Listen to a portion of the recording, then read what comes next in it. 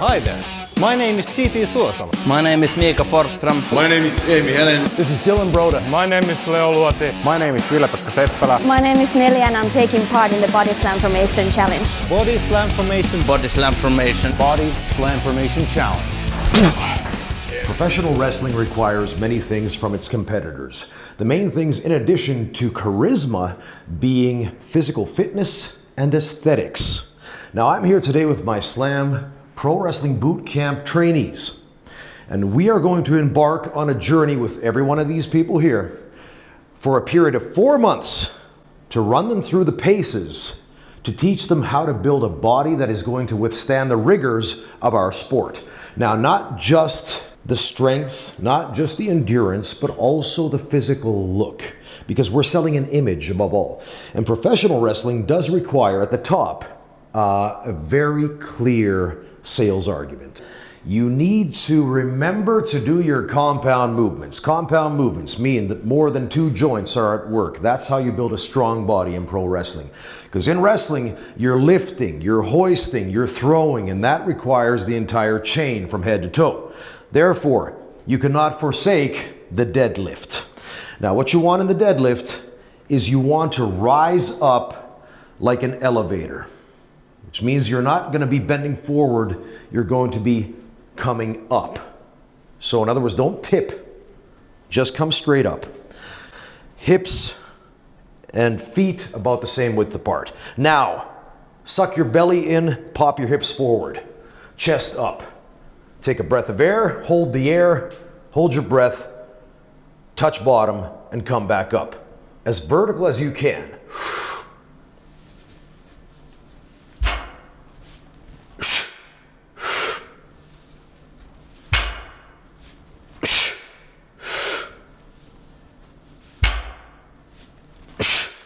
This is one of the fundamentals for suplex strength, for picking guys up off the ground, or girls, doesn't matter, and for just generally having enough support in your core to handle the rigors of our sport.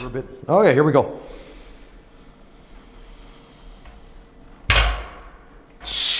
Okay, right at the bottom, you want to tighten your core as you touch rock bottom here. Right then and there, tighten your belly twice, 3 times as hard as you did now. Okay. All right.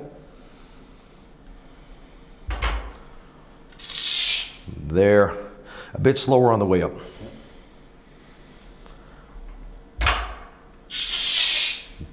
Okay, you're overextending here. You don't want to pop back like this. So just come up straight, directly, just like if it were an elevator.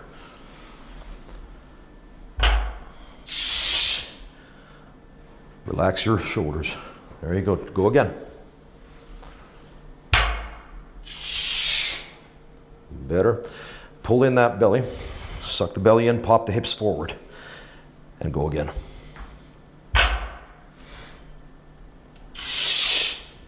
You guys notice that every single time he pulls up, his shoulders are shrugging, right? You notice that? You don't want to do that. You don't want to shrug the shoulders. You want the back to do all the work. Next up, we have the squat. So, one of the main components of all weightlifting exercise is the squat. In pro wrestling, you're going to do fireman's carries. You're going to carry people on your back. You're going to press them above your head at times. Without proper pushing strength, you just ain't going to get the job done. This strengthens the entire chain from head to toe. Much like the deadlift, the squat is a must. You cannot skip the squat. There's a saying that friends don't let friends skip leg day. So, create a shelf with your upper back. Get underneath the bar. Get it nice and tight. Let it rest on your trapezius, not on your neck. Now you want to get down into a position which, for lack of a better term, you could be able to take a dump in. All right? You want to keep that chest up. You don't want to bend forward. Take your air, hips forward, belly in.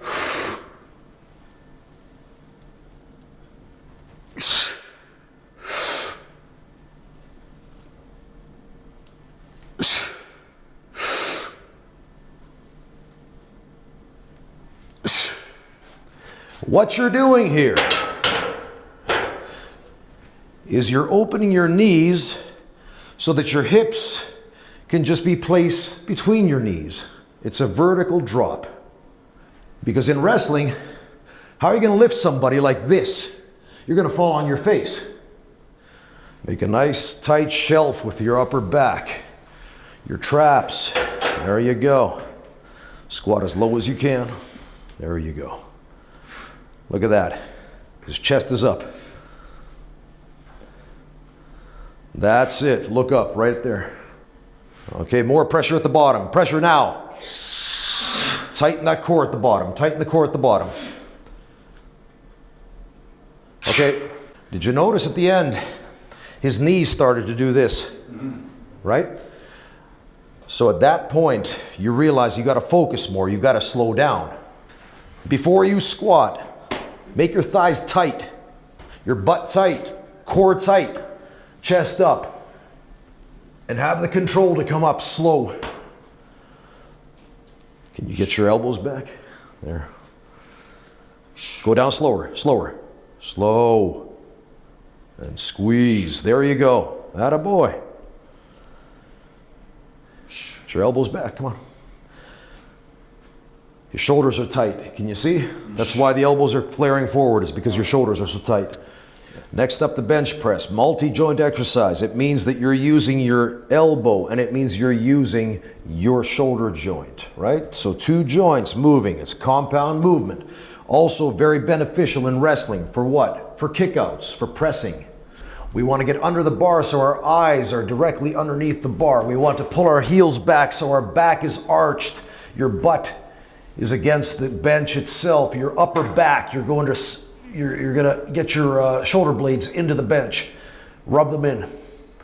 And now, here, a bit wider than shoulder width. Lift off. Drop your shoulders. From here, intake of air. Slowly bring it to your upper chest with your elbows out to the sides. We're building the chest, we're not doing the triceps now. We're building the chest. So here. Let the chest stretch. And it's like a punch. With your wrist straight. And you're floating here at the sides. Let it float. Boom. Nice and tight. Let the chest stretch out. Offer your chest. Open. Up. All right. Too low. You're on your sternum. You want to get that on your upper chest. You want to get that right up there. You want to get it higher. You want to get it up here. It's for your chest. Even higher. Get it up here. Elbows out to the side. There you go. Up. There. Come on. Straighten your wrists. Up, up, up. Straighten the wrists. Both of them. Make it a punch. Okay, go.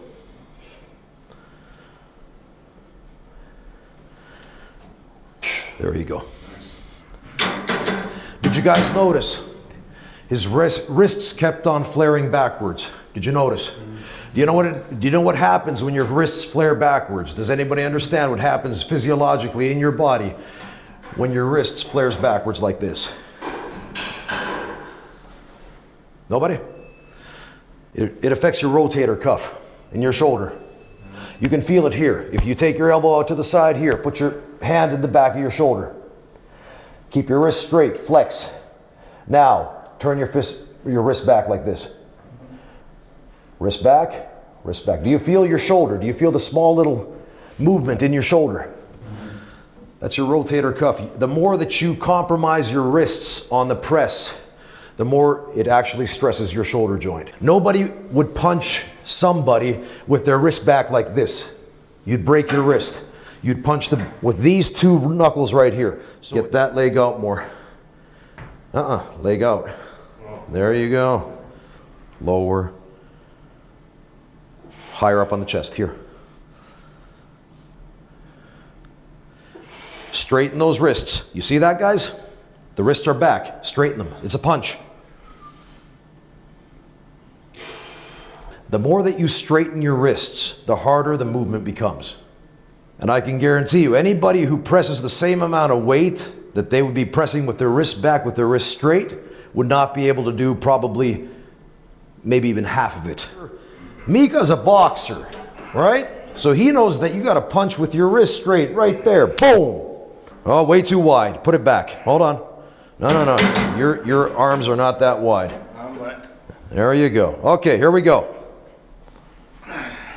All right, wrist straight. Higher up here. You see how much it gets? It's harder. It's harder for him to do. As soon as you start to straighten those wrists. Come on now, straighten the wrist. As straight as you can. Next up, total shoulder development. You have 3 muscles in your shoulder. You have the front deltoid, side deltoid, and rear deltoid. Plus you have a rotator cuff. That's 4. You want to work your entire shoulder because with the upper body, your shoulders are of utmost importance. In every press and every pull, you're using your shoulders. Therefore, you want strong shoulders, bulletproof shoulders. One way to build them is to learn to balance all of the supporting muscle groups in the shoulder. The best way to do that, I've found, is by pressing single hand with a 20-kilo bar. The bar is 20 kilo. It's like a pillar starting out. You can see it right there in the mirror. Now, with wrist straight, press above the head. Lower under pressure. Wrist straight. You want that bar right in front. Move that shoulder, move the elbow right in front of your body. Right there. Start pressing. All the way up. There you go. Wrist straight and down. Bring that elbow in front. Bring it in front of your body like this. Yeah. Up. Let's balance that bar. Yeah, there you go. You got to find that center. Look at that. See, look at your hand in the mirror. It's falling backwards here. You want it like a pillar, like a Roman Colosseum. All right, here we go. There we go. That's it. Come on. That's it. Come on. That's it. Under control. Oh, it's falling backwards. Keep it straight. Here we go. There you go. Attaboy. Oh, now it's falling forwards. Look at that.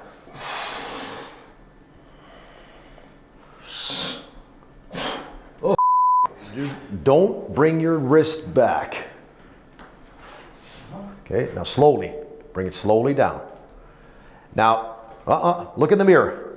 You want your forearm right here, not down, not back here like this. You want it right there. Yeah, exactly, like a pillar. Go. Straighten that wrist. Your wrist is bent. Straighten the wrist. You see that? You're starting to sway. You've got to tighten the core, tighten your abs. That's a tough one. I've torn my rotator cuff. I didn't have to go under the knife. One of the things that fixed my shoulder was learning how to press this. It's not the same as a dumbbell.